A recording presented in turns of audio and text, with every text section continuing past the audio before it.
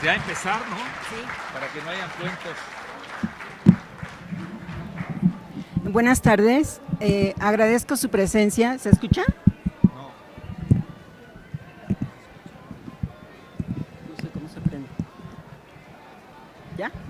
Bueno, ¿ya?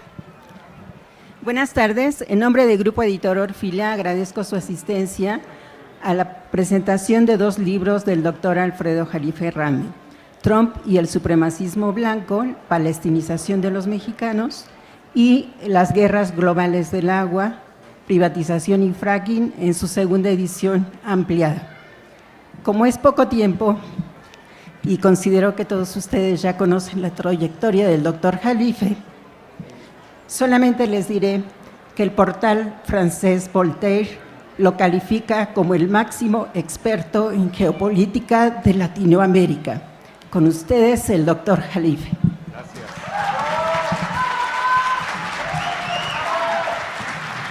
Gracias. Bueno, disculpen, antes que nada, la tecnología del Uber falló, entonces se perdió. Estaba en manos de un inepto el GPS, así que llegué tarde. Bueno, y no me gusta llegar tarde. Bueno, antes que nada, yo creo que sí es el momento adecuado para solidarizarnos con los alumnos de la UNAM que han sido presa de los porros, que es son unas víboras bien amaestradas y que naturalmente están manipulados por los titiriteros, tanto internos, que ya se están señalando, muy bien señalados, y todos sabemos quiénes son, y los externos. Entonces es un momento crítico porque están tratando de desestabilizar a los centros de estudio superiores, ustedes forman parte de ellos, y yo como profesor de posgrado de la UNAM, le agradezco mucho al Instituto Politécnico Nacional y a sus alumnos haberse solidarizado con los alumnos de la UNAM. Muchas gracias.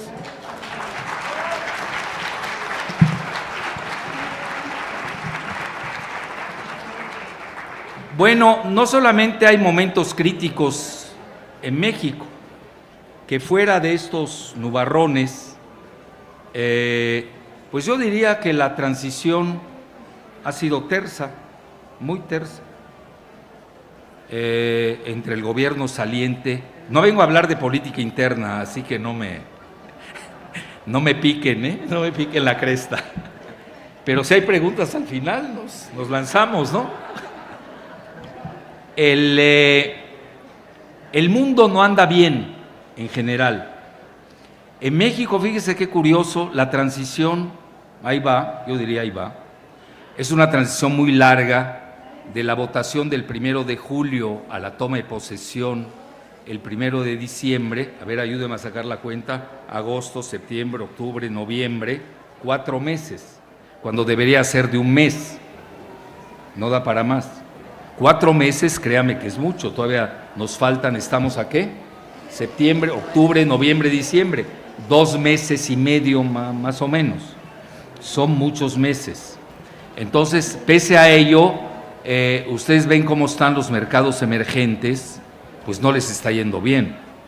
Argentina, que es aliada con Mauricio Macri, que es un furibundo neoliberal, pues el peso argentino, para no variar, ha sido la divisa más devaluada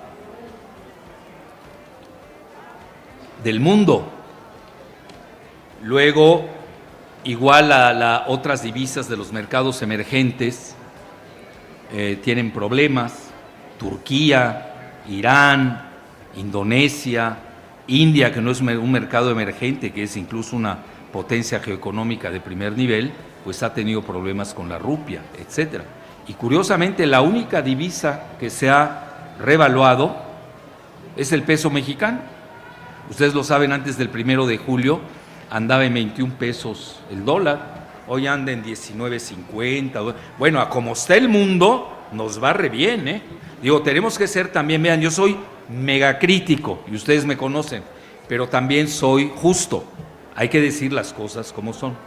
Es decir, las expectativas han sido, todavía no toma posesión Andrés, pero las expectativas son, yo diría, aceptables, no quiero dar términos ditirámbicos, y él se ha portado bien, ¿no?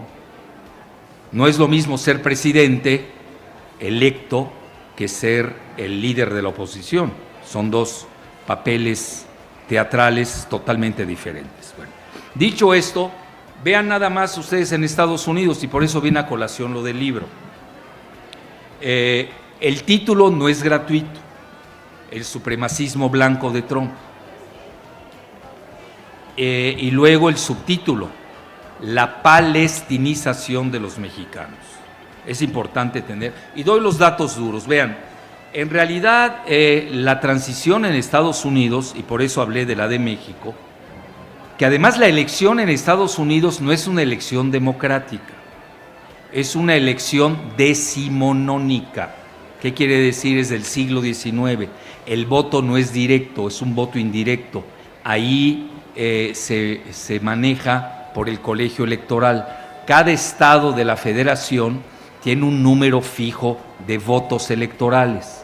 Por ejemplo, California, que ya es mexicano, no se pierdan de vista que ya California ya la tenemos, ahí vamos, nosotros ahí vamos avanzando. La fuerza biológica azteca va y va muy bien. Bueno, entonces California, que si fuera país sería hoy la quinta potencia mundial, y por eso, gracias a ello, las remesas de nuestros compatriotas mexicanos han aumentado, porque le va muy bien a California. Pero en California, que tiene 52 votos electorales, pudo haber ganado Hillary con 99% o con 51% y hubiera obtenido el mismo número de votos electorales. Porque si no entendemos nosotros cómo es el juego electoral de Estados Unidos, hay muchas cosas que se nos van a ir de la vista y del radar. No es una elección directa, no es popular. Hillary, por ejemplo, ganó con el voto popular, pero pierde en el colegio electoral. Es más, en el colegio electoral, Trump la aplasta. Pero esas son sus reglas del juego, y ellos jugaron con esas reglas del juego que aceptaron. Incluso ustedes se recuerdan, se dio en Florida, en el caso de Baby Bush y Al Gore. Al Gore igual ganó el voto popular, pero perdió el voto electoral, pues nada menos que en Florida, donde gobernaba el hermano de Baby Bush, que era Jeb Bush, casado, por cierto, con una mexicana de Guanajuato, Paloma. Bueno, Columba, perdón. Entonces, en resumen, en Estados Unidos esta sucesión no es nada tersa. Por eso lo que estamos haciendo nosotros en México ha sido ejemplar. Claro, también pesó mucho el porcentaje de votación, que fue apabullante. Y vean, no quiero hacer ruido porque vengo en muy buen plan, pero sí le mocharon a Andrés el 7%, sí se lo mocharon. En realidad él obtuvo el 60%, y ese 7% sirvió pues para que el PRI no perdiese posiciones, ¿no? Y él, en forma inteligente, pues dejó hacer. Pero ese 7 en realidad fue aplastante. La gente salió a pisotear el algoritmo famoso que maneja el gobierno, y en forma masiva. Yo creo que la tercera parte de los votos de Andrés, de los 30 millones, fue gracias a ustedes, que veo aquí en su aplastante mayoría, a mucho millennial. Y esto tiene que ver con el libro. El 50% de los mexicanos tienen menos de 30 años de edad. Son realmente millennials. Es un país de jóvenes, es un país de los jóvenes, pero que están siendo, desgraciadamente, por el sistema neoliberal imperante y una serie de consideraciones que no son fáciles de cambiar de un día a otro, porque también la política tiene su ritmicidad. Hay cosas que se pueden cambiar de un día al otro, hay otras que no, toma más tiempo. Yo por eso siempre digo que si Andrés cumple el 20% de lo que prometió, va a ser uno de los mejores presidentes de la historia de México. 6 años no es nada, corren. Y además hay estructuras que a veces son inamovibles, que cuestan mucho trabajo mover. Por eso él tiene que irse con mucha delicadeza, con mucho tiempo, tener una relación adecuada con Trump, no meternos en los líos de los Estados Unidos, que eso están buscando para provocarnos y desestabilizarnos, pero para eso tenemos que entender qué está pasando en Estados Unidos. Entonces yo sugiero que tomen en cuenta las tesis del libro y se las voy a decir rápidamente. La primera es, ya de cierta manera ya las abordé en forma tangencial. La primera es que sí existe una guerra demográfica, sí existe, contra los mexicanos. Si no lo entendemos, vamos a tener problemas. Ayer, por ejemplo, yo que me dedico a leer por disciplina la prensa estadounidense, todo el sector pro-Trump, que ahora tiene problemas en la transición con el equipo de Obama, Obama ya se lanzó al ruedo antier, abiertamente. Nunca se había dado en la historia de Estados Unidos, abiertamente, que un antecesor se pelease obscenamente con su sucesor. Era parte de los acuerdos arraigados en la tradición, entrecomillada, democrática de Estados Unidos. Bueno, Obama ya se quitó los guantes, Trump también, van con todo el 6 de noviembre, de donde ahí se van a definir muchas cosas. Se define si Estados Unidos va o no a una guerra civil, que prácticamente están en una preguerra civil. Suena muy fuerte, pero créame que así va. Está muy dura la situación interna en Estados Unidos. 6 de noviembre se resuelve. ¿Por qué? Están en juego 435 asientos de la Cámara de Representantes. Bueno, ustedes van a decir, ¿qué significa eso? Bueno, significa que dentro de la dinámica del juego político interno de Estados Unidos, si los demócratas, como hoy se ve en las encuestas, que yo no creo, nunca he creído en las encuestas, menos cuando Trump, yo fui de los pocos que dijo Trump va a ganar, pero porque yo me basaba en el colegio electoral, nunca me basé en el voto popular. Y las encuestas no tienen esa sutileza, hay que ser muy sutiles con esas herramientas de juicio. Entonces, 435 puede ser que los demócratas, en el mejor de los casos, acuérdense que estamos de aquí al 6 de noviembre, ¿a qué fecha estamos hoy? 9 de septiembre, faltan 2 meses y 3 semanas. En Estados Unidos mucho se maneja un concepto que se llama el October Surprise. ¿Qué quiere decir? La sorpresa de octubre. Un presidente tiene mucho poder. Y hoy, si ustedes se dan cuenta, se están calentando varios frentes en el mundo contra Rusia. Se calentó el Donetsk, que está en Ucrania, acaban de asesinar al líder de las milicias rusófilas. Ucrania para Rusia es el bajo vientre, así se le considera, el soft belly, le llaman en términos geopolíticos. La región de Idlib, frontera en Turquía con Siria, está calentándose. Irak se está recalentando en la tercera ciudad más importante, que es Basora. Luego, ayer sufrió un accidente entrecomillado en Abjasia, pues su líder, que es prorruso. Pues se están abriendo frentes muy duros. Aparte de que hay una guerra comercial de Estados Unidos con varios países, primordialmente con China. Entonces el mundo no anda bien. Estos 435 representantes, si es que ganase el Partido Demócrata, que yo todavía tomaría mi tiempo. Muchos me dicen, bueno, ¿y quién crees que vas a ganar? Y me lo han preguntado dirigentes de la clase política mexicana, que por cierto no respeto mucho, pero a veces hay que hablar con ellos. Pues digo, si no pierde uno su tiempo, también hay que divertirse de vez en cuando, ¿no? Yo lo tomo como una diversión, como ir al cine, pues, estás hablando con un político mexicano, es igual de mentiroso que todos los políticos del mundo. No crean que son peores o mejores que otros. Pero por desgracia, la política es el arte de la mentira, ¿no?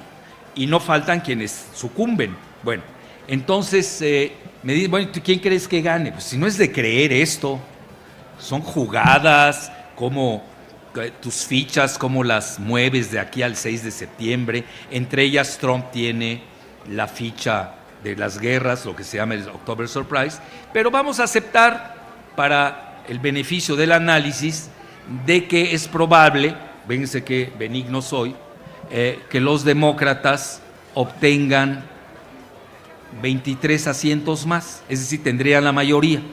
Bueno, ¿qué significa tener la mayoría? Bueno, significan dos cosas, porque el Partido Demócrata también está dividido, no crean que es así monolítico. A todos los asistentes a esta Feria Internacional del Libro, le recordamos que está a punto de comenzar la presentación del Dr. Shunga en el auditorio Alejo Peralta. Pero ahí no se daría, es decir, no sería suficiente porque pasaría lo que con Clinton y el famoso vestido azul de Mónica Lewinsky. Que por decir el vestido azul me estoy refiriendo al color de su vestido, ¿no? No por otra cosa, no se estoy refiriendo que pertenecía al PAN, no me malean. Y ahí que sucedió, en la Cámara de Representantes tuvo problemas Clinton, pero luego fue rescatado en el Senado, curiosamente por la familia Bush, que son del Partido Republicano. Entonces hay muchas sutilezas, muchos matices que tenemos que seguir apretadamente para no caer en arrebatos calenturientos, ¿no? Que no vienen al caso. Bueno, entonces, ese sería un escenario. Ahora, dentro de los escenarios también hay subescenarios. Aquí lo que más importa, más que la Cámara de Representantes, que pesa, sin duda alguna, es de que los republicanos no pierdan el control del Senado. Bueno, ahí también podemos hablar de dos subescenarios. Uno, que lo pierdan relativamente, pero donde los demócratas no tendrían las 2/3 partes del Senado que se requieren para destituir a un presidente. Fíjense qué interesante. Entonces hay que tener en cuenta, entonces estamos hablando de una dinámica que se va dando paulatinamente. Ahora, en el Senado están en juego, de los alrededor de 100 senadores que tienen en Estados Unidos, están en juego 35 escaños. Quiere decir que ya 2/3 partes ya están asignadas, no se van a votar, y en ellos tiene mayoría el Partido Republicano. Por eso yo diría, yo no veo muchas posibilidades al corte de caja de hoy, de acuerdo a las tendencias, aunque gane el Partido Demócrata a la Cámara de Representantes, no le veo posibilidades al impeachment, salvo que ganase el Partido Demócrata los 35 escaños en juegos en el Senado, lo cual veo altamente improbable. Bueno, dicho esto, también hay 39 gobernadores que no hay que perder de vista. Ahora, hago un corte de caja, tengan cuidado con eso de las elecciones intermedias en Estados Unidos, que son muy parecidas a cualquier elección intermedia de cualquier parte del mundo, incluyendo México. No jalan al electorado, la mayor parte de la gente no va a votar. No es una elección presidencial que es más atractiva. Y vean, el mismo Obama, siendo presidente, tuvo fuertes derrotas en las intermedias que le tocaron. Acuérdense que él se religió, entonces tuvo 2 elecciones intermedias y en las 2 no le fue bien. Así que tener a Obama apuntalando al Partido Demócrata no es ninguna garantía. Yo diría, la moneda está en el aire, así se los diría. Ahora, ¿por qué viene todo esto a colación?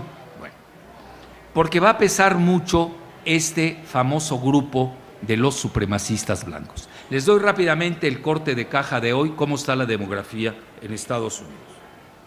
62% son blancos. Los blancos, en su mayoría, votan por Trump. No hay que perderlo de vista. En su gran mayoría. Entre ese 62% están los famosos WASP, que en inglés se conocen como White Anglo-Saxon Protestant, blancos protestantes anglosajones. Y obviamente también hay católicos. Trump no tiene nada de católico, eso hay que tenerlo en cuenta. Él es yo diría, es un fundamentalista paleobíblico de los WASP. Incluso él, al tomar posesión, vean la importancia de los símbolos en Estados Unidos. Juró ante 2 Biblias. Una Biblia que era la de Lincoln, por el Partido Republicano, o ante la que juró Lincoln, y otra, la de su madre, que era escocesa, presbiteriana. Eso es importante, ¿eh? No hay que perder de vista todas esas denominaciones aún dentro del protestantismo. Por eso es muy importante conocer la teología e ideología de las denominaciones protestantes en Estados Unidos. Y yo hago mención de ellas, pero no son datos míos. Yo les diría que yo soy un pobre aficionado, así, soy un aficionado, pero tengo una virtud, la tengo que reconocer. Leo a los mejores especialistas en su materia, eso sí lo hago. Es decir, yo no pierdo mi tiempo escuchando a Loretito, al Cero Gómez. Bueno, dime a quién escuchas y te diré quién eres. ¿Quieres estar desinformado? Bueno, y es ser masoquista, ya es un problema psiquiátrico. Yo aunque ahí puedo hacer mucho, ¿no? Pues yo me dediqué mucho tiempo a la psiquiatría, pero ahorita estamos hablando de política. Entonces, vean, desgraciadamente impera la desinformación, pero hay gente que es muy profesional, es conocida, y aquí nadie se puede esconder. Entonces hay gente que es especialista en su rubro, y obviamente no voy a ir a consultar a quienes no saben, y además refritean noticias de que saben menos. Entonces, imagínense, de no acabar ese círculo vicioso. Entonces, hay nada menos que un autor que se llama Samuel Huntington, que estuvo muy de moda hace 20 años, con su libro El choque de civilizaciones, y que era obviamente un funcionario del Departamento de Estado, pertenece al grupo, yo diría, pensante de la política exterior de Estados Unidos, y su último libro literal, porque ya luego se murió, se llama Who Are We? ¿Quiénes somos? Y es un libro totalmente mexicanófobo, totalmente mexicanófobo. Es decir, Trump no es Trump. No crean que esto de Trump empezó con Trump. Ahora sí, hasta voy a citar a Obama. Esto viene de atrás. Y ellos ya tienen temor a la fuerza biológica azteca, que no es para menos, ¿eh? Es decir, cada día que no estoy dando ideas, nada más estoy diciendo, sí, pues saliendo de aquí, imagínense, ¿no? Ni quien los detenga, ¿no?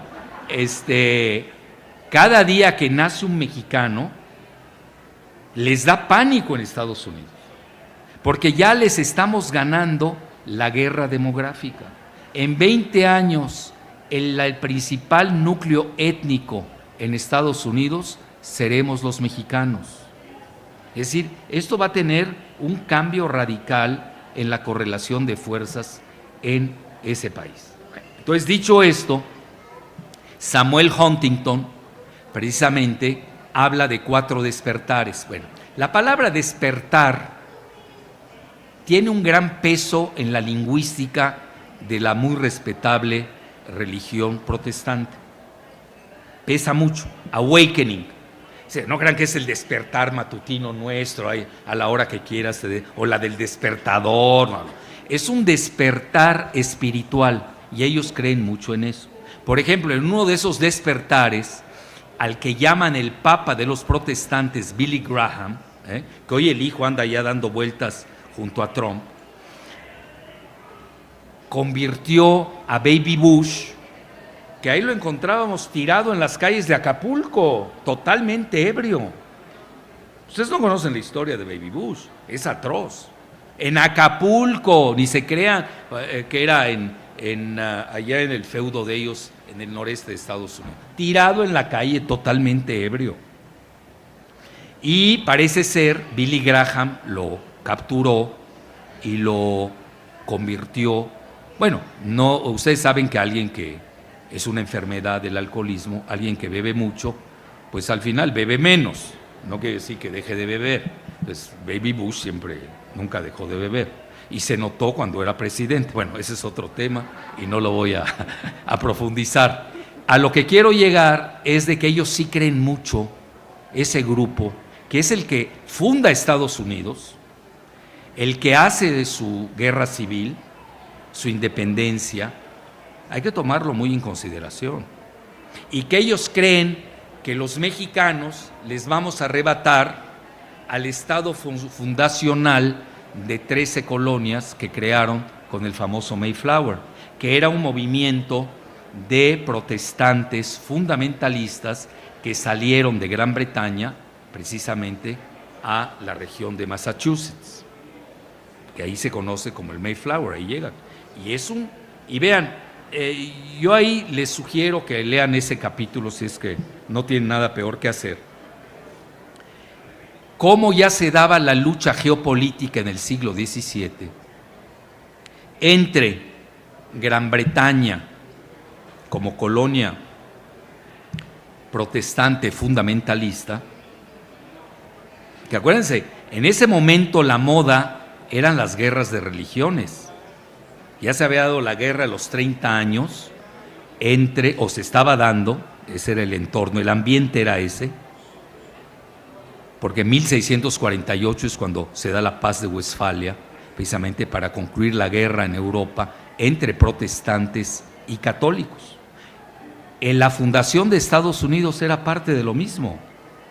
Y el pleito de la guerra de los 30 años, y eso es lo fascinante quizás de lo que estamos reviviendo hoy, es de que se repite o se extiende a Estados Unidos y a México con la Nueva España católica. Entonces, la fundación vía el Mayflower de las colonias protestantes en Estados Unidos va precisamente para quitarle el poder marítimo a la Nueva España y a España que gobernaban el mundo. En ese momento México pertenecía a la colonia española, a la corona española, que eran católicos, y ahí ya se estaba dando el choque entre católicos de la Nueva España y la Vieja España con los protestantes de Gran Bretaña. Es decir, hoy estamos reviviendo la guerra de los 30 años, véanlo, siglo XVII, XVIII, XIX, XX, 5 siglos más tarde. Entonces hay que darle la dimensión de lo que está en juego, porque si no, vamos a creer, no, lo más fácil, Trump está loco, es un son of a bitch, lo que quieran, está bien, bueno, ya te desfogaste, ya tienes tu catarsis libre, está bien, y luego, ¿qué resolviste? Mentándole la madre, ¿qué resolviste? Nada, te vas a meter en problemas si no sabes navegar y maniobrar en medio de lo que se está viviendo en Estados Unidos. Por eso, vean, yo abiertamente se los digo, mi propuesta a los hermanos mexicanos que tenemos allá, que en realidad, vean, hay mucha controversia de cuántos mexicanos hay en Estados Unidos, como si fuera fácil contar a los mexicanos, ¿no? Bueno, ni el INE lo sabe contar, bueno. Entonces, sí lo sabe descontar. Yo diría, nos descuentan más de lo que nos cuentan, porque no conviene.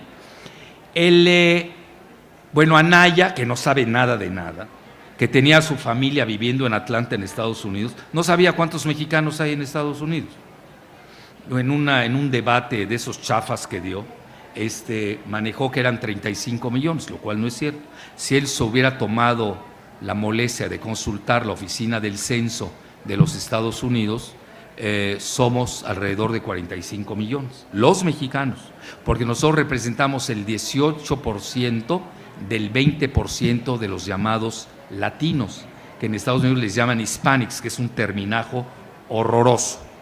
Yo prefiero que nos digan latinos, o que ya nos digan mexicanos, somos la mayoría. Somos 18% del 20%, es decir, ¿por qué andamos con cuentos? Pero aquí no protestamos porque no tenemos esa formación que una lingüística, un cambio numerológico, te puede cambiar la geopolítica de un país.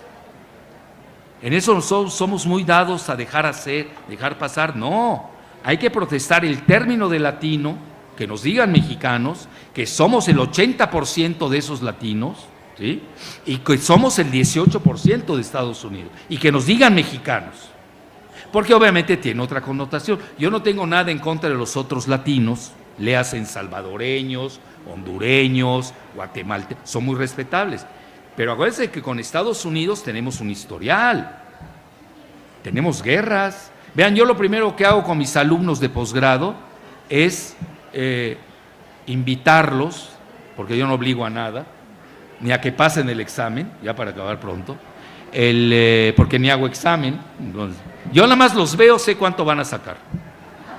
Nada más por facies, ya. A mí no necesito tanto. Y las asistencias, porque ahí se muestra el deseo de aprender.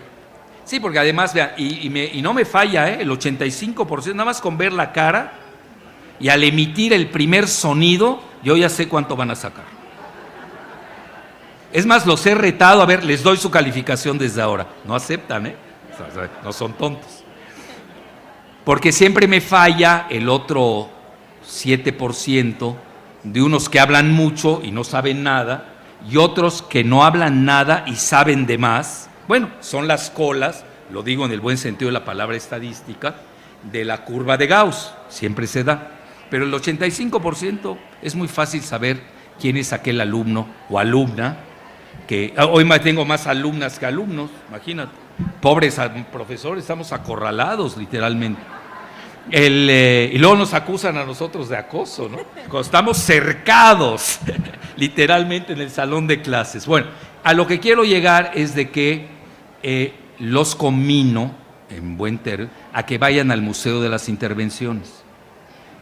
Y como llegan intoxicados por Televisa, los tengo que desintoxicar, que es una labor terrible porque te dura 3 meses. Y de aquí a que aprenden, pues ya nada más te queda una semana, ¿no? Además agarran y me citan a Broso. Bueno, les dije, oigan, ustedes están en posgrado, ¿cómo me ven a citar a un payaso? Pero es su fuente de información.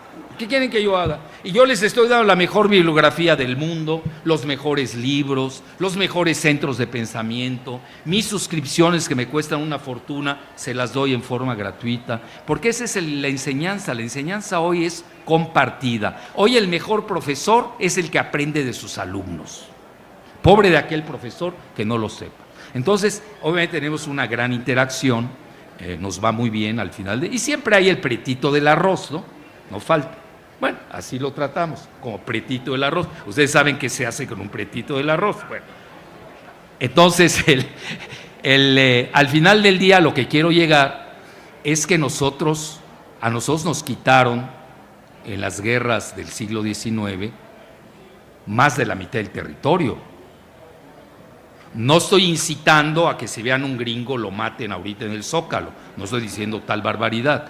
Lo único que estoy diciendo es que tienes que conocer tu historia para no repetir los mismos errores. Es decir, Estados Unidos, nos gusta, es un país que se va expandiendo, se ha expandido tanto, que hoy tiene problemas, incluso se los digo abiertamente, de balcanización. Estados Unidos se puede fracturar, porque si no aceptan la mayoría mexicana, al final del día van a crear su República Blanca.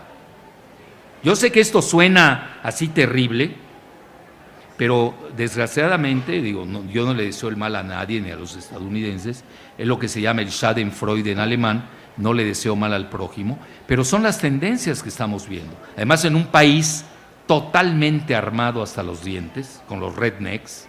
Imagínense, yo a lo que conmino a mis hermanos, a nuestros hermanos mexicanos, no se metan en Estados Unidos, no tomen partido. No vayan a hacer el ridículo que hicieron Emilio Gamboa, la Zavala, no sé, la fauna ahí del Senado, con las camisetas de Hillary Clinton y atrás la patria es primero. Bueno, ¿qué dices? Eso es de locos. Si los manicomios no están en los manicomios, hoy están en el Congreso, en la Cámara de Diputados y el Senado. Ojalá que esto cambie. Ese es el mayor cambio del país. Necesitan psiquiatras en el Congreso. Yo me abono, bueno, claro, no me voy a dar abasto en el tratamiento, ¿no? Necesitamos ahí una legión de psiquiatras, bueno, para el tratamiento, sobre todo la desintoxicación. Es decir, no puede ser que 2 partidos importantes de México que gobernaron al país durante 70 y pico de años se pongan la camiseta de Hillary, como si el Partido Demócrata fuera mejor que el Partido Republicano. Son las 2 caras de la misma moneda, esa es la realidad. Vean, es más, en relación al muro, y ahora les iba a decir algo sobre el muro, La tercera parte ya la construyeron. A mí me ha tocado recorrerla desde Tijuana hasta Mexicali. Y ahí se seguía el muro, lo que pasa es que yo me detuve en Mexicali, ¿no? Pero está construida la tercera parte. ¿De qué nos hablan? ¿De qué muro? El muro que quiere hacer Trump lo va a hacer eminentemente en Texas, porque Texas es el feudo del Partido Republicano y no quieren que se repita el modelo de la mexicanización de California, que si la dejan suelta a Texas, mañana la mexicanizamos, ¿eh? No, aguas con nosotros los mexicanos, ¿eh? Yo si fuera tejano tendría pavor de los mexicanos, con justa razón. Pero nosotros sin armas, con las fuerzas de la paz y del amor, de la fuerza biológica azteca, imagínense, no necesitamos armas nosotros. Pero en una guerra civil, si se desata entre ellos, porque acuérdense, ellos tienen dos grupos muy feroces. El Partido Demócrata, y son datos duros, tiene un grupo radical súper armado que se llama el Antifa, financiado por George Soros, y los republicanos no se quedan atrás. Traen el grupo alt-right, ALT-RIHT, GHT, que obviamente son los deplorables que criticaba Hillary y que los apuntala Trump. Entonces, y los dos están mega pertrechados. Y ahí no, ustedes lo saben, cada estadounidense trae 3 armas. Y la menor es un bazooka.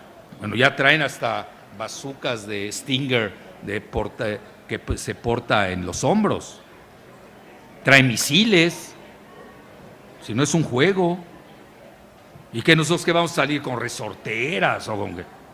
Pues el mexicano todavía no tiene dinero para ir a comprar, porque cuestan esas armas. Entonces, en resumen, yo les diría, ahí hay que tener mucho cuidado, pero se está dando esa situación y Trump lo tiene muy bien presente, por eso el libro maneja esta consideración de la guerra demográfica. Y ahora, ¿por qué viene la palabra palestinización de los mexicanos? No crean que es gratuito. Por razones de geopolítica, que yo me dedico a ella, yo he seguido por obligación, no por placer, pues todo lo que hace el primer ministro Bibi Netanyahu, que hoy es primer ministro de Israel. Y hace 20, 30 años, Netanyahu, que trae alianza con Trump, vía el dueño de los casinos, otro israelí que se llama Adelson, el dueño de Las Vegas, prácticamente, es el que financia a Trump, financia a Netanyahu, para que vean que un casinero, pregúntenle a los Hank, ¿no?, de aquí, y a Santiago Krill, bueno, lo que dejan los casinos, ¿no? Entonces ellos financian a ese grupo mega radical y cuando viene Netanyahu a Dallas, Texas, dice, porque le reclaman, ¿por qué Israel es tan duro con los palestinos? Y dice lo siguiente, vean, qué importante. Los mexicanos, los palestinos son para nosotros los israelíes lo que los mexicanos son para ustedes los estadounidenses. Estaba marcando ya muy nítidamente la consideración de la guerra demográfica. Que esto lo vieron muy bien, vean. Curiosamente, yo muchas veces digo que hay situaciones que se dan en varias partes del mundo y no se conocen. Por ejemplo, Leibniz y Newton descubren prácticamente cosas en común sin haberse conocido. Miren qué fascinante. Aquí en términos políticos, César Chávez, el gran luchador mexicano en California, no el boxeador, bueno, que también es luchador, pero de otro nivel, César Chávez decía, el que manejaba todos los plantíos de los mexicanos en California, que la gran batalla se iba a decidir en Estados Unidos en el vientre de cada mujer mexicana. Fíjense qué interesante. Y lo mismo comentó Yasser Arafat en Palestina, cuando dice, la victoria está en el vientre de la mujer palestina. Vean qué importante ese renglón que no queremos ver que es el biológico, el demográfico, pesa. Y hoy eso es Trump. Trump lo sabe muy bien. Por eso yo hablo de la palestinización de los mexicanos. Vean, el muro que construyó Netanyahu con los palestinos. El muro de Trump. ¿Quién va a construir el muro de Trump? Los israelíes. Es decir, hay alianza geopolítica y sobre todo yo diría conceptual en relación a cómo frenar la cuestión adversa de la demografía. Creen que lo van a detener con muros. Lo que pasa, no lo cuentan. Ok, metes el muro. Hoy está contabilizando la gente de Trump que los mexicanos, así como los de acá del Senado, nos vamos a ir con los demócratas. Sería un gravísimo error. No vayan a cometer, ojalá que estén, veo que están tomando el video, qué bueno, vamos a subir esto a YouTube, ojalá lo vean nuestros hermanos de California, nuestros hermanos mexicanos en Illinois, en Texas, no se metan en esa batalla, no es nuestra. No estoy diciendo, nosotros si vamos a meternos es para alentar a la conciliación, esa es la labor nuestra. Pero eso sí, sigan teniendo mexicanos. A eso no los vamos a detener. Bueno, y ya por último, hablaría en relación a este libro de Trump, que realmente ha sido premonitorio, porque muchas cosas de las que están sucediendo ahí se están dando. Está difícil ahí la situación. Hoy ven, hay una carnicería judicial en contra de Trump. Él mismo ya acusa al Deep State, al Estado profundo, de estar propiciando su salida. Y rápidamente les digo, porque además viene en el libro, muchos ya están acusando al vicepresidente Mike Pence de estar buscando su salida.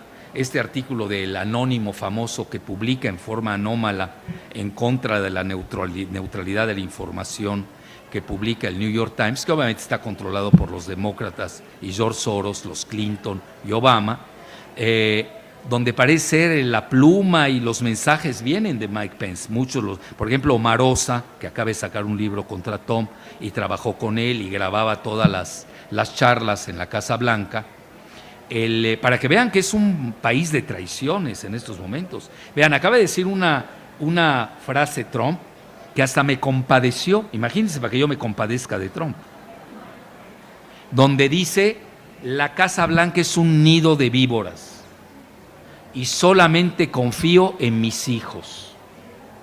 Bueno, yo diría no vaya a confiar mucho en su yerno Jared Kushner, que es gente de Netanyahu y Adelson, que ahí lo pueden vender, lo pueden arrojar, como dicen los gringos, debajo del autobús.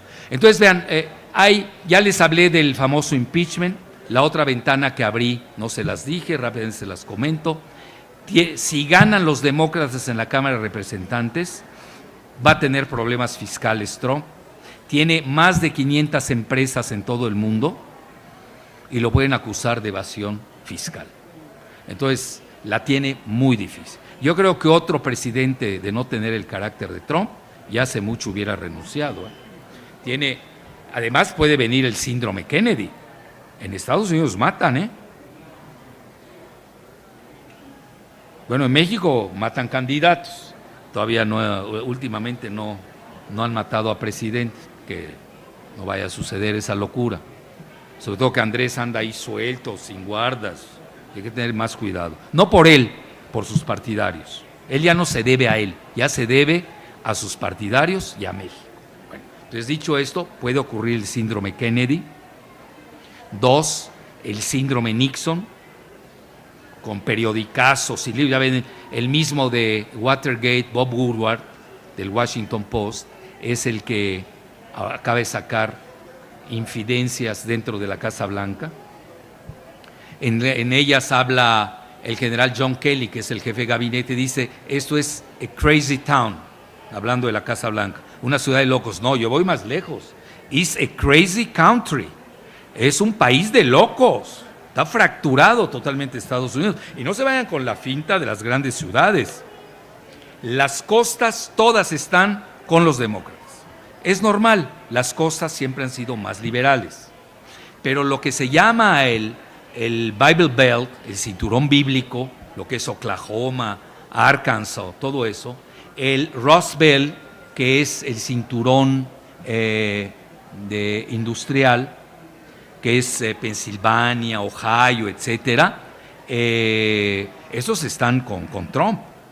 Hay que tener mucho cuidado, ¿eh? Todos los rednecks, digo aquí, el país está fracturado. Y vean, yo que he vivido una guerra civil, la viví en el 75 en el Líbano, lo peor es tomar partido en una guerra civil cuando uno no está implicado. Porque luego se ponen de acuerdo y se van contra el tercero que tomó partido. Ya la viví, a mí no me la cuentan. Entonces, no nos metamos en, tenemos que ser muy prudentes. No tenemos las municiones suficientes para enfrentarnos a un león herido que en un coletazo o en un arañazo nos puede arrastrar. Yo creo que ha sido prudente el presidente electo en ese sentido. Bueno, el otro, el presidente saliente, no ha sido prudente. Se ha sometido a Trump y no le ha dado ningún resultado, ni a él ni a Videgaray. Vean cómo nos maltrataron con el Tratado de Libre Comercio, donde salimos derrotados, y aquí nos dicen que es un triunfo, imagínense. Bueno, entonces, en resumen, yo ahí dejaría lo del libro y rápidamente unas palabras. ¿Cuánto nos queda? Bueno, está bien. Bueno, fabuloso. Bueno, sobre el libro Las guerras globales del agua, que nunca me ha tocado presentar 2 libros a la vez, por cierto, que está en la segunda edición, que le ha ido muy bien, por cierto. Bueno, el primer libro es el de Trump. Fíjense que invité al padre Solalinde, a quien yo quiero mucho, a que hiciera el prólogo.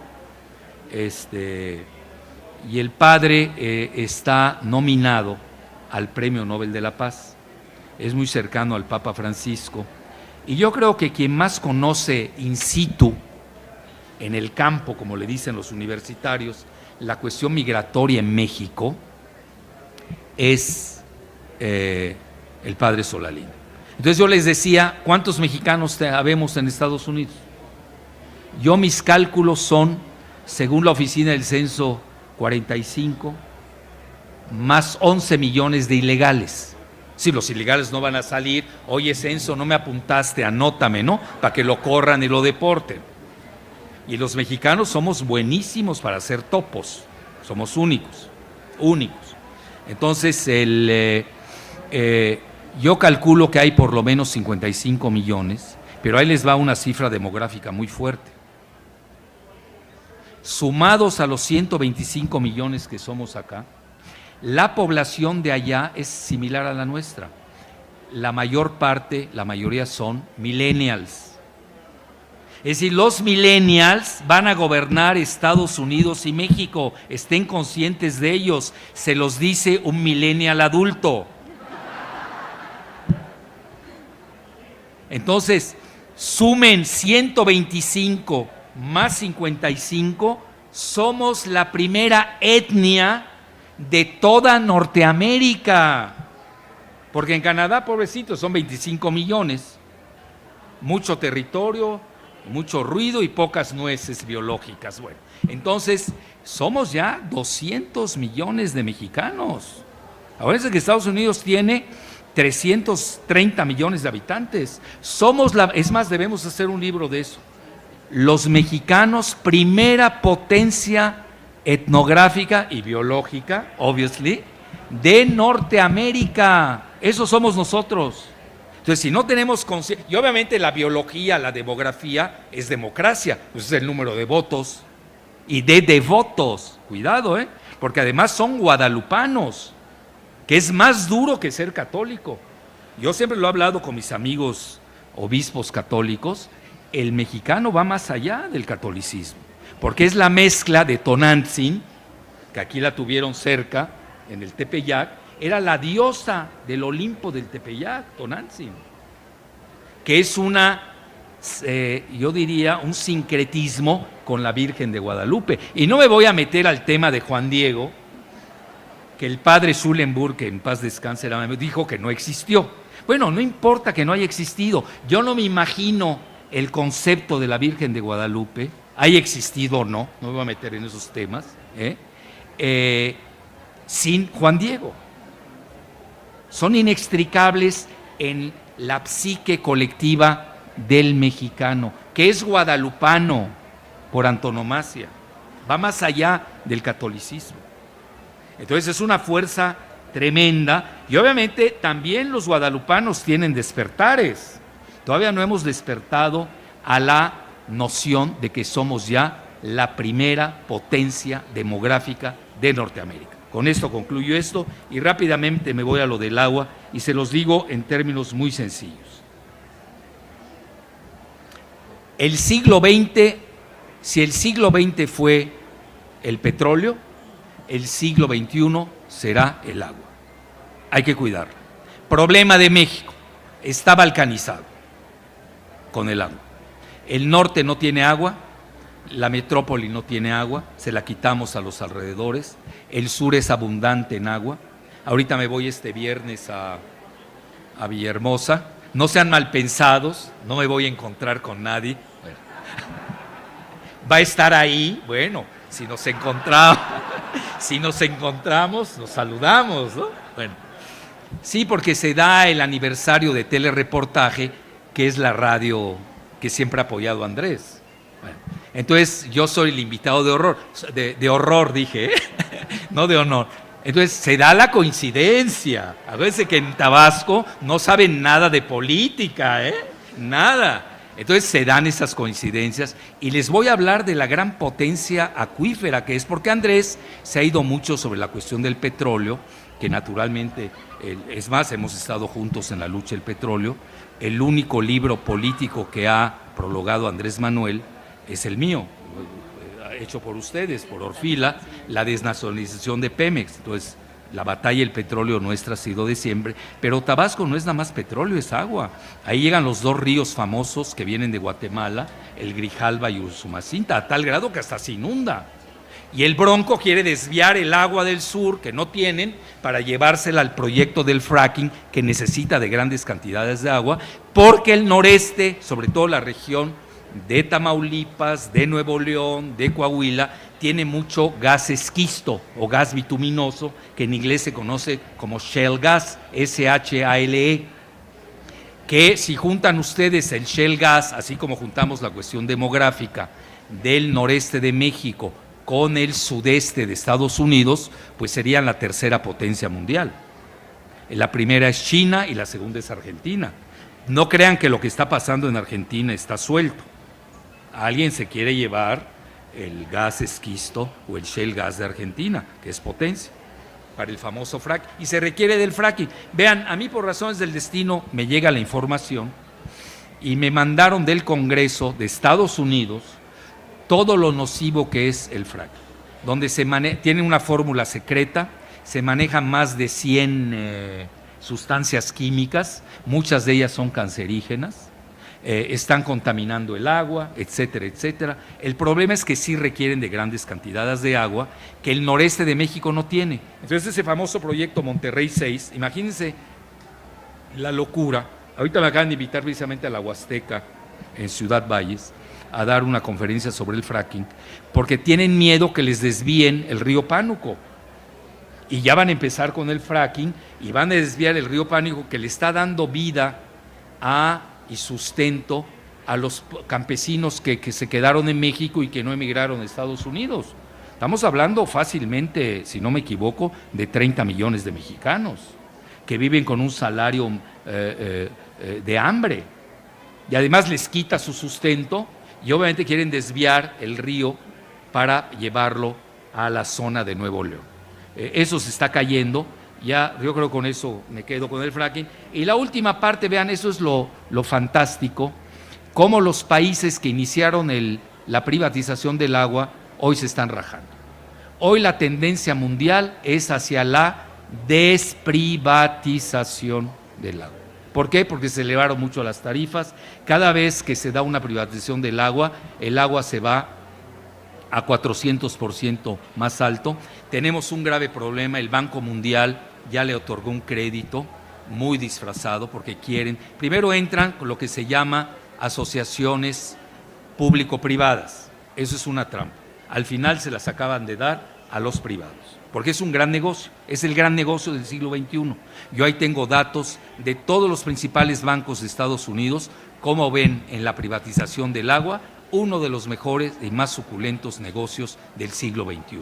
Por algo se está metiendo la banca, tampoco son bebés, y por algo anda ahí, porque ahí hago el organigrama de toda la fauna mexicana que entregó el petróleo y que ahora se van sobre el agua, y que se llama, uno de ellos se llama Jesús Reyes Heroles González Garza, que viene del grupo Tuxpan y del grupo Banamex, que ustedes saben, lo vendió Roberto Hernández Ramírez y no pagó lo que debía al Fobapro y PAP, nada más.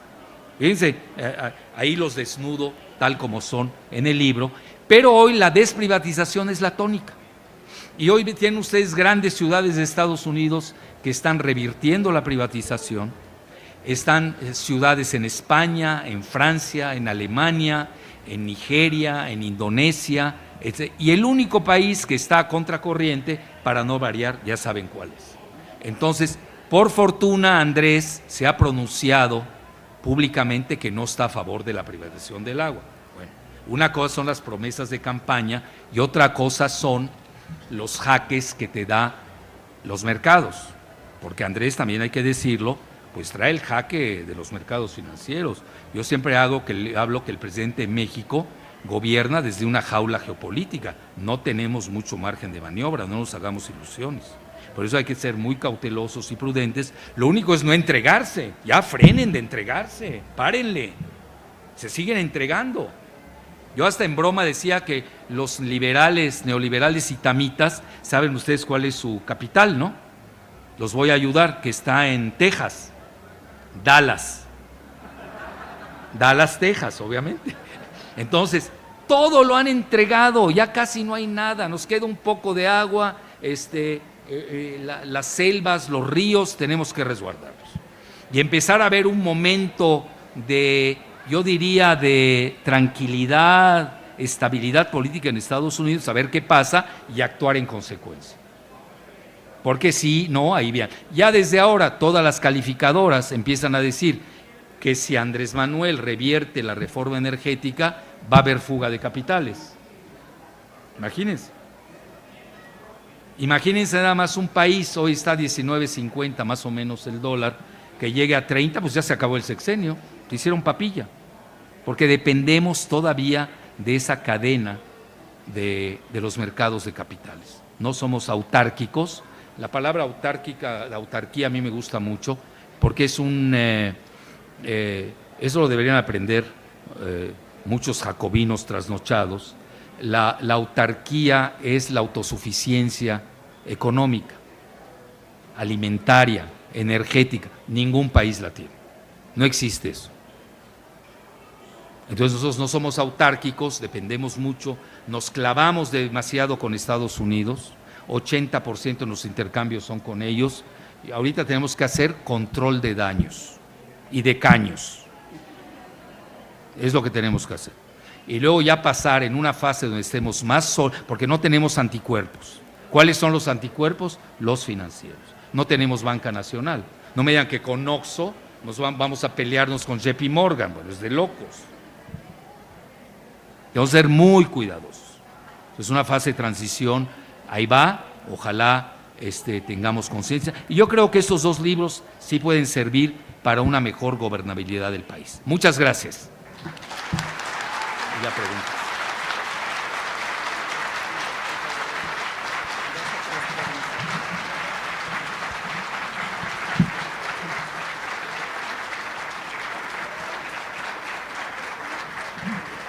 Bueno, aunque el tiempo para la presentación ha concluido, nos han dado espacio para 3 preguntas, pero les pediría que quien las haga sean breves para que dé tiempo a que el doctor Jalife pueda contestarlas.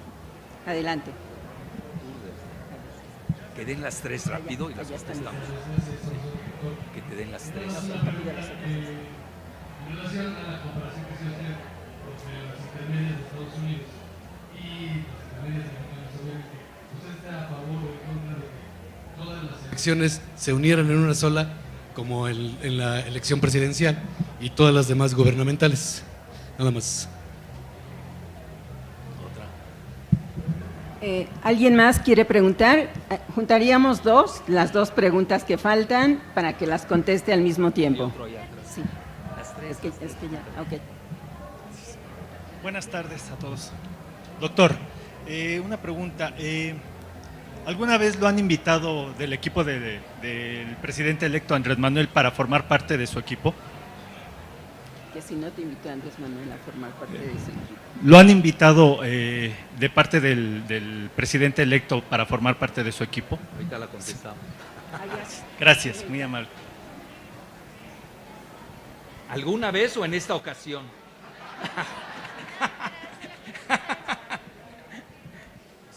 ¿Qué tal? Buenas tardes. Ahorita algunos manejan mucho que en Estados Unidos no funcionó en los proyectos de la fracturación hidráulica porque están endeudando mucho a los bancos que financian mucho a las...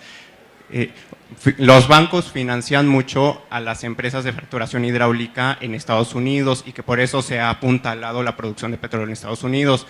La pregunta es si esa deuda podría tirar abajo esos proyectos y si podrían hacer lo mismo en México. O sea, además de llevarse el petróleo mexicano, si nos dejarían la deuda. Eso sería todo.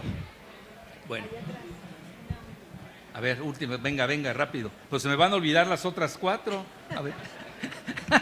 Ahí me las recuerdas. Estimado No hay doctor, nada buenas tardes, un gusto. ¿Cómo los mexicanos podemos interpretar la renegociación del TLC en donde el doctor Jesús Seade, quien fungió como observador del equipo de Andrés Manuel, cómo poder interpretar porque nos dan la noticia de que todo fue un éxito y que todo fue, que todo le convino a México, ¿no? ¿Cómo podemos interpretar realmente las letras chiquitas que hay en el TLC que obviamente nunca nos dicen? Bueno, ahí van las 4. La primera es la más sencilla. Vean, esto de la democracia es un experimento maravilloso. A veces nos olvida cómo acabó la democracia en Atenas. Pues acabó con una derrota de Pericles en la guerra contra Esparta y de ahí entró la tiranía, etcétera, y duraron hasta el siglo. Estamos hablando más o menos de qué siglo antes de Cristo. Bueno, en la época de Pericles, ahí googlean y me lo dicen. Bueno, entonces, sí, bueno, no quiero meterme en un error, pero obviamente fue antes de Cristo. Y hoy la democracia tiene un ritmo vertiginoso. Fíjense, yo daba la clase de democracia, soberanía y seguridad en Ciencias Políticas de la UNAM. Y obviamente he estado viendo la evolución de lo que es ese significado de democracia, que se maneja de diversas maneras. Vean, por ejemplo, la de Estados Unidos es una democracia decimonónica y nos venden que ellos son el ejemplo a seguir en el mundo. El mismo Carter decía que era mejor la democracia de Venezuela porque era directa, era por voto electrónico y ya la tenían a las 8 de la noche el resultado, ¿no? En México se tiene antes, somos más eficientes, ¿no? Entonces, decía un primer ministro de Gran Bretaña que me llamó mucho la atención, Brown, que le toca la crisis del 2008, que hoy en esta democracia del siglo XXI, muy tecnológica, donde ustedes ya son copartícipes con las redes sociales, por eso nos quieren censurar, va muy a prisa. Y no hay gobierno que aguante 6 años, me llamó la atención, ¿eh? Así que hay que tener mucho cuidado en la velocidad, los tiempos. Vean, yo lo que puedo decir es que la democracia a la mexicana en esta fase de transición va bien, porque no pudieron hacer el fraude.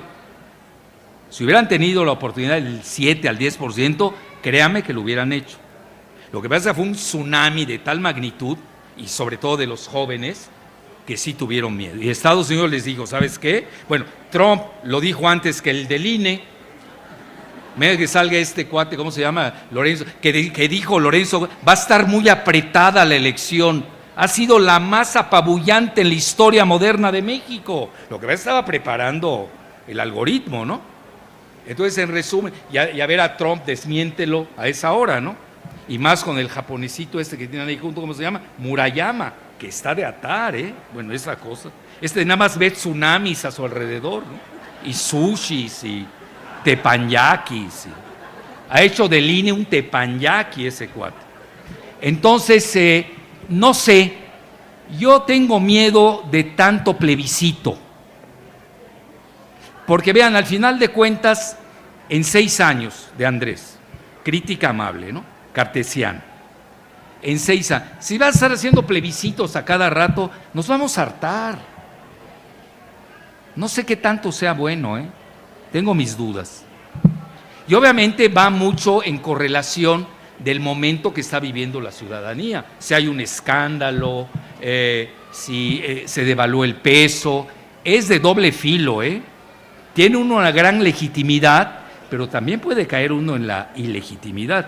Yo lo dejaría, está bien las intermedias, pero yo haría algo. Recuerden que es diferente a Estados Unidos. En México es cada 6 años y no hay reelección, la votación presidencial. En Estados Unidos es cada 4 años y hay una sola reelección. Bueno, las intermedias, idem, ¿no? Van en relación a los 4 años. Aquí las intermedias van en relación a los 3. Pero nosotros no tenemos la cultura de las intermedias en México, No la tenemos. Yo aquí les voy a hacer una prueba, lo que pasa no hay prueba. Dígame quién es el diputado de tu distrito. Y nos ponemos a parir chayotes, ¿no? Yo sí conozco a la delegada porque es mi amiga, ¿no? Que es Laida, y la quiero mucho, a Laida Sansón. Y a la pobre ya la daban golpeando por un lápiz labial, ¿no? ¿Se acuerdan? Bueno, entonces, en resumen, estamos en experimento en México, Además, los medios en Estados Unidos, los multimedia, son más equilibrados, y eso que son puro fake news, son más equilibrados que los nuestros en México.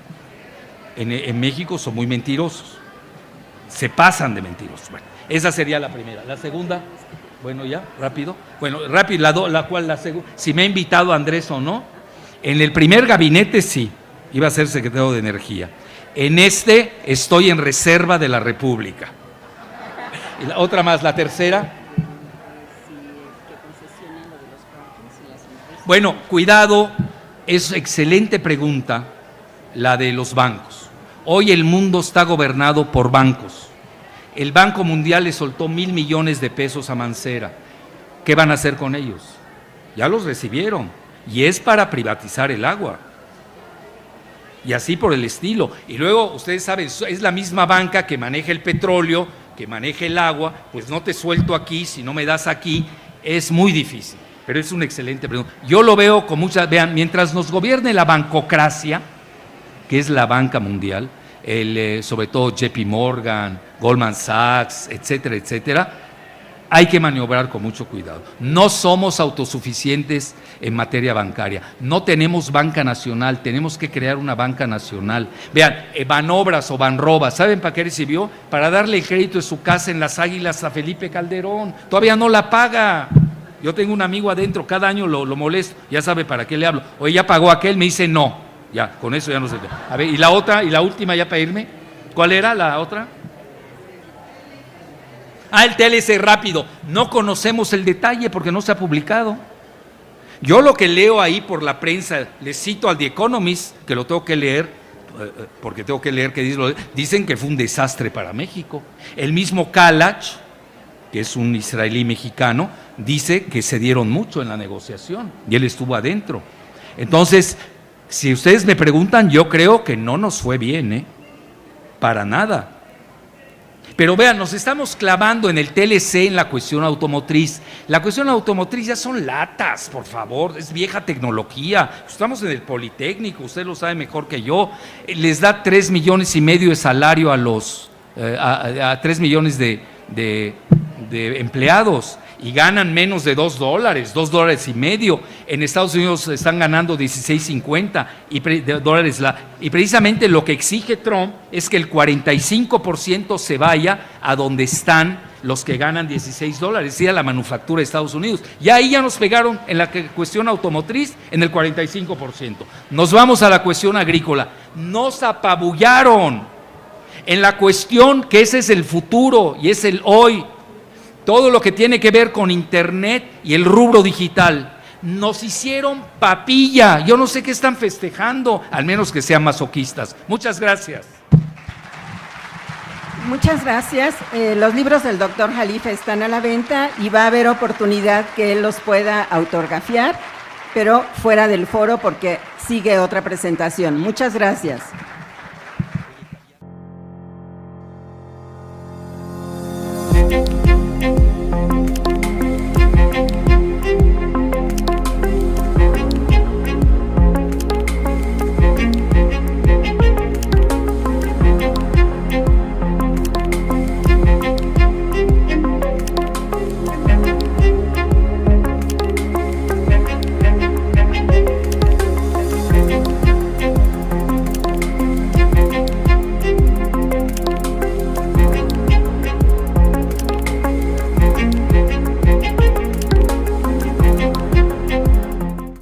Espero les haya gustado. No olviden suscribirse, dejar su like y comentario. Yo soy Mistiliarro y hasta el próximo video.